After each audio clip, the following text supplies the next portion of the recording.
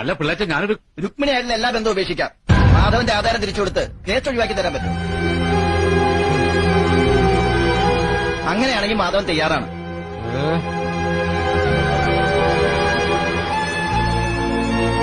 കുറെ കാലം കൊണ്ട് ഒരുമാതിരിപ്പെട്ട വിദ്യകളൊക്കെ അവൻ എന്റെ അടുത്ത് പ്രയോഗിച്ചിട്ടുള്ളതാ. സത്യമായിട്ട് പറഞ്ഞ് അവളെ ബോധ്യപ്പെടുത്താൻ പറ്റുമോ? നീ വാടി എങ്കിൽ പറയേ. ആ ശാന്തമേ വന്ന് കേക്ക്.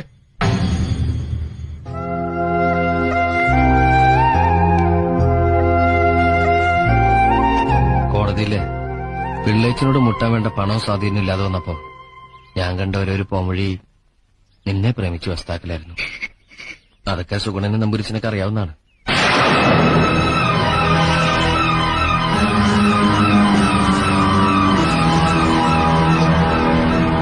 പറഞ്ഞതൊക്കെ സത്യ.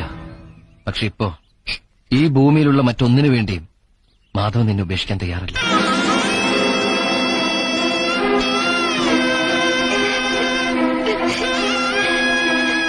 ഇരുപത് കൊല്ലം നോക്കി വളർത്തിയിട്ടും ഈ മനസ്സൊന്ന് കാണാൻ നിങ്ങൾക്ക് പറ്റില്ലോ പിള്ളേച്ച.